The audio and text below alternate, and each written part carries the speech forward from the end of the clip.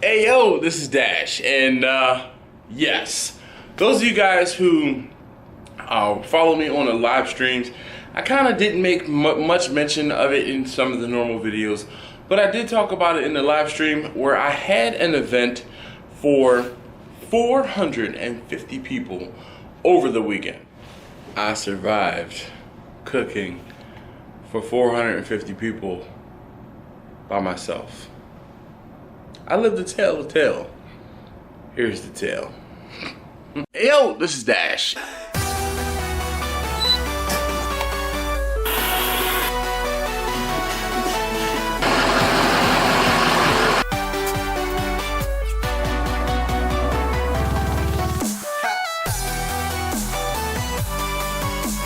Get ready. So over the past weekend, I had an event, and it was for an educational summit. I've told you guys where I've actually done or had this event. I did this event in years past. If you guys have seen that series behind the scenes of a catering event, that event that I cooked for, it was 2 years ago now, was this event again, cooking for the same people, cooking similar items. The only difference between last time and this time was I cooked for an additional 150 people, quoted. Now, that being said, the last time the event was, I was quoted or asked to cook for 300 people. This time I was asked to cook for 450 people. And I really don't know how I got it done. It was just one of those things where it was a goal, not task. The goal was to get everything done, and I did. So I had some help this time. I actually used Bernadette. And I set Bernadette up in the back of my house, at the back of my house, so that I wouldn't be running so far back and forth between the house and the garage in order to get this done, this cook done. And it worked out really well to an extent. Bernadette definitely does not burn the same exact way that Bessie does. Now, had I cooked in Bessie, I probably would have been a little happier. Bernadette, we're still working some things out.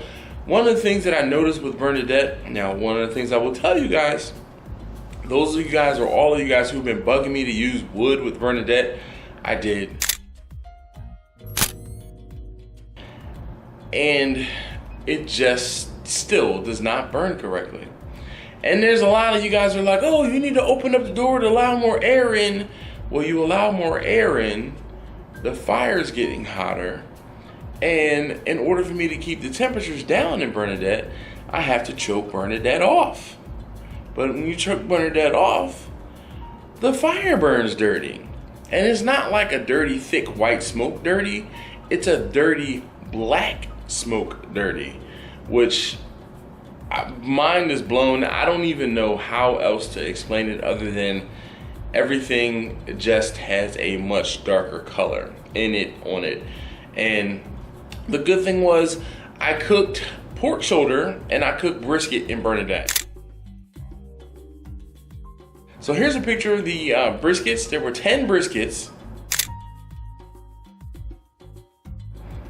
And there was, so those 10 briskets were, it was about 160 pounds of brisket. And then, well, it was 160 pounds of brisket. I bought 2 cases of brisket. And I bought 2 cases of pork shoulders. So there was 160 pounds of brisket and 160 pounds of pork shoulder that went into that smoker raw. Yes. So there were 16 pieces. It ended up being 16 pieces of pork shoulder, which, you know, on average, those were 10 pounds a piece, which was great. I could only fit so much on each shelf. So I had to keep that in mind, and I had to spread some things out. Now, I will tell you, towards the end of the cook, I was getting creative on how to finish stuff because the meat fit in the smoker raw and it was on top of each other. Basically, it was crowded. It wasn't really on top of each other. But once the meat was getting towards being done and I put the meat into foil pans, like I tell you guys I do, I couldn't fit everything back into the smoker. With Bessie, if I have things on the top shelf and the bottom shelf, I can stack things on top of each other because there's room in between the shelves. in Bernadette, that is not the case. There is no headroom in Bernadette. And actually one of the things that I remembered when I was trying to put briskets at the, in the top, the briskets would barely fit in the smoker in Bernadette at the top because of there's a, I think it's a 1/2 inch or 1 inch square tube at the top, and that's for the door to close, a door jamb basically. But that would hit, so once the meat would get under that, it would be fine and had enough headroom. Getting the meat out was a little bit problematic because it had to come back under that. Other than that, when I would wrap things up and try to push them into the back of the smoker, if I put the high side of the brisket toward the back, I believe there is a 1 inch slope from the front of the smoker to the back of the smoker to promote or to help with the drainage of like grease and steam and the waters, just to help it drain back down towards the back of the smoker as opposed to it draining towards the front of the smoker.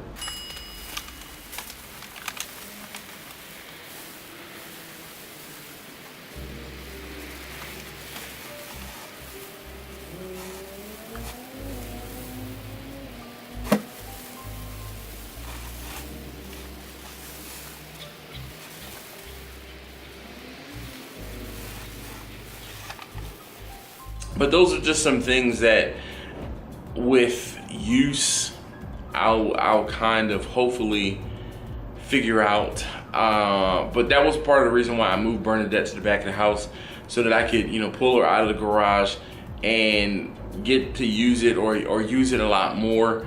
At this point, I don't have any sort of cover on it. I don't have any sort of structure covering it up. The good thing is the way that it's built, it's a tank. It definitely is a tank. I ended up having to, and this was one of those things where when I brought that smoker home, I had it on the truck. I had it on the back of Vanna, and I had it on a motorcycle dolly. So if you haven't seen some clips of that, here's some clips of that from the video when I brought it home.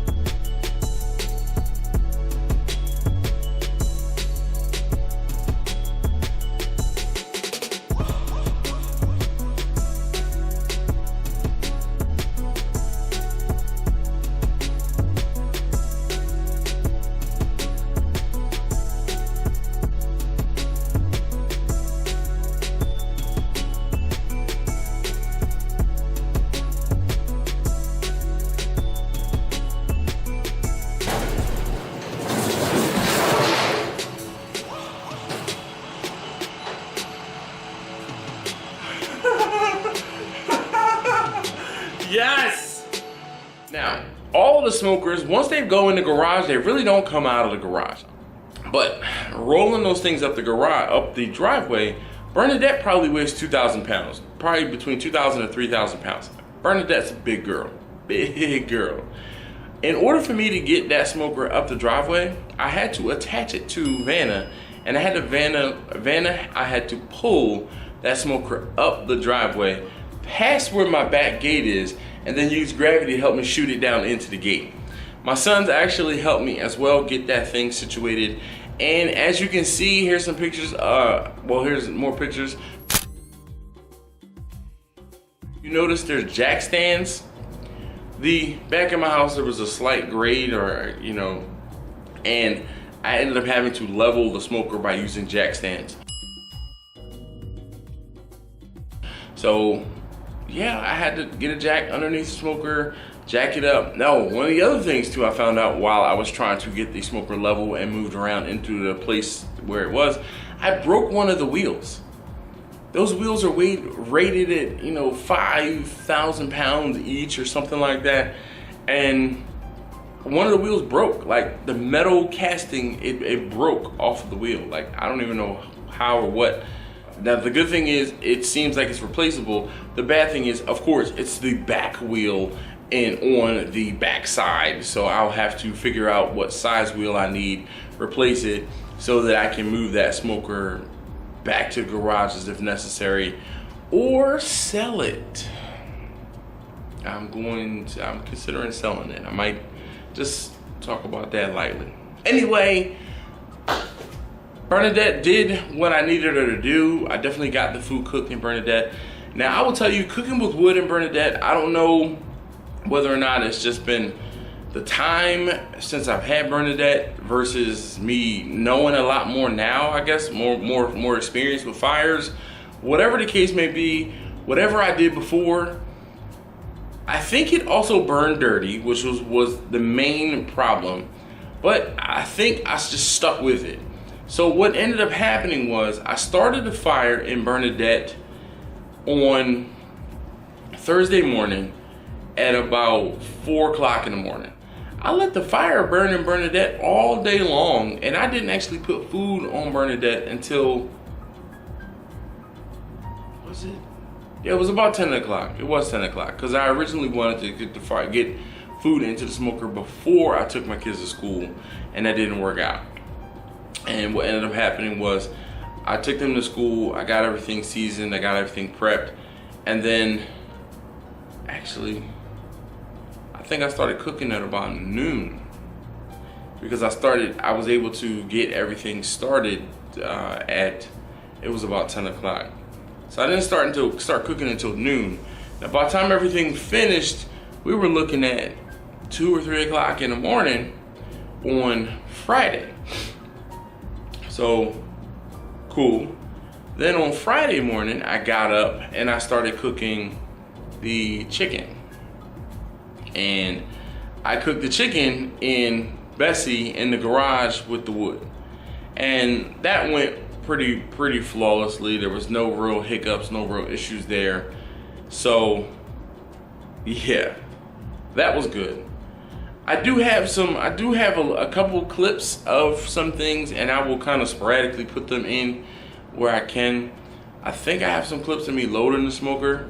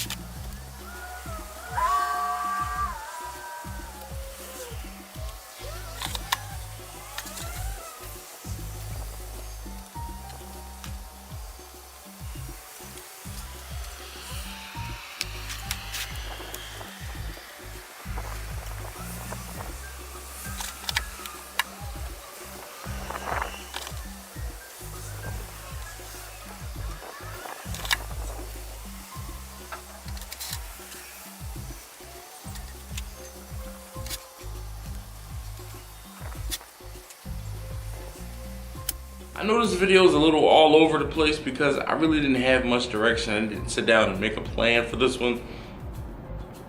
I just wanted to kind of information dump this video out and tell you guys about the cook aspect of this event. And the cook went way better than it could have. Like it could have gone way worse.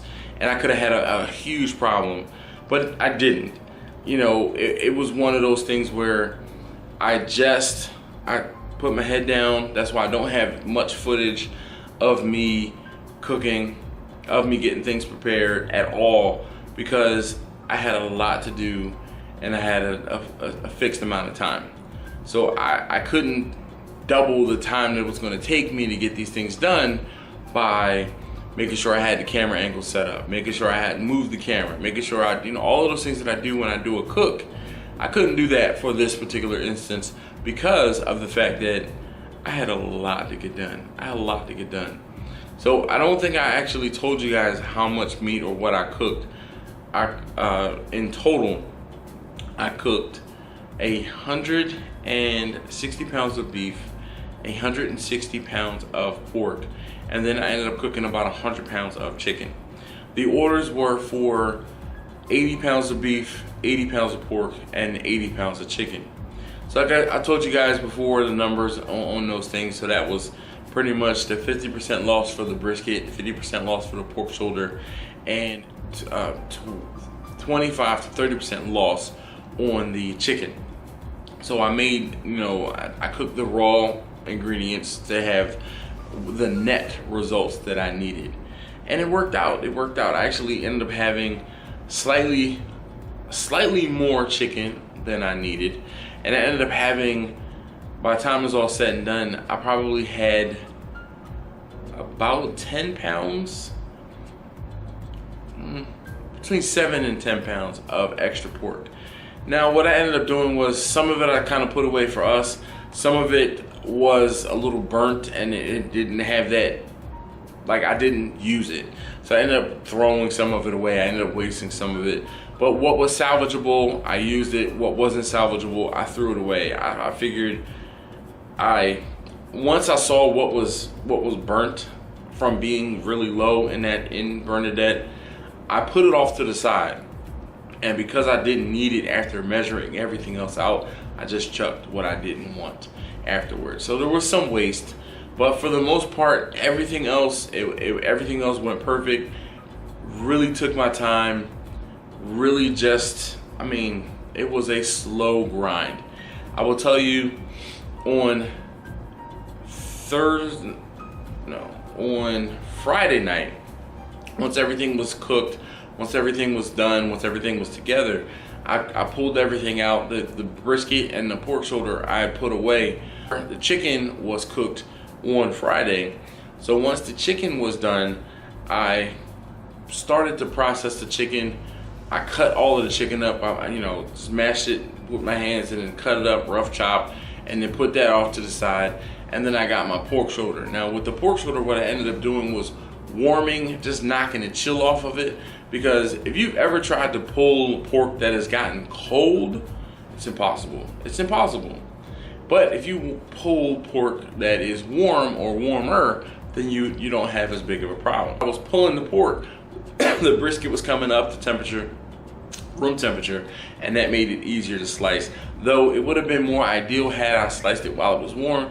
The only problem was I had been up for probably 22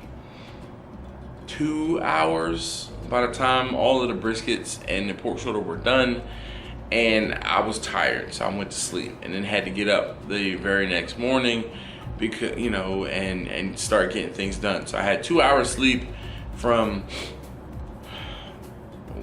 Thursday into Friday, and then Friday into Saturday I only laid down for 45 minutes because once I pulled everything out, like I said, I started processing everything at 6 p.m. I did not finish processing everything. It took me 12 hours pretty much. I didn't finish till 5:15 in the morning on Saturday morning. The event was Saturday morning.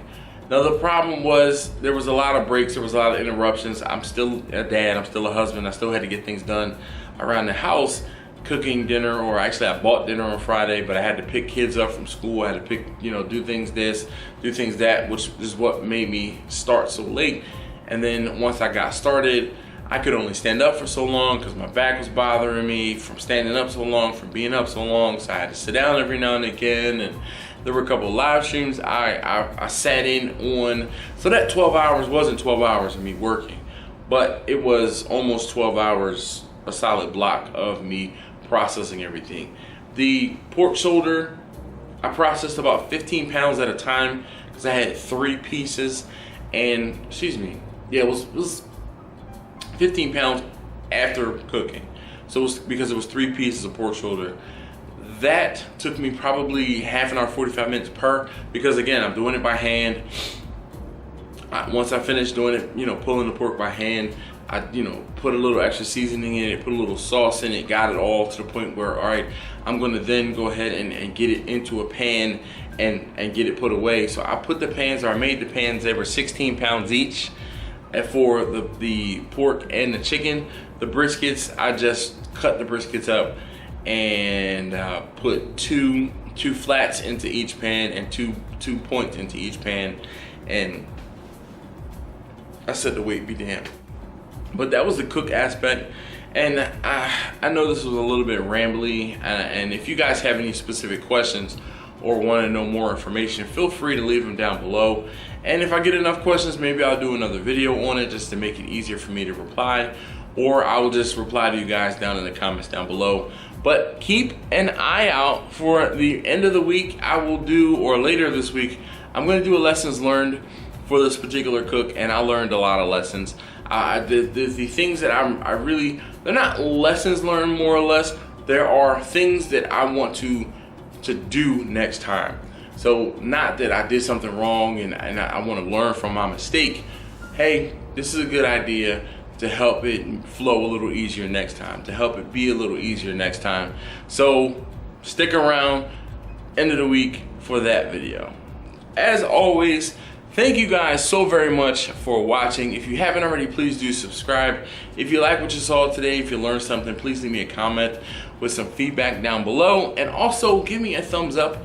It really does help, not only these videos or this video, it makes me feel better and it helps my channel immensely. So thanks again as always for watching, and I'll see you next time. Oh, butter, baby.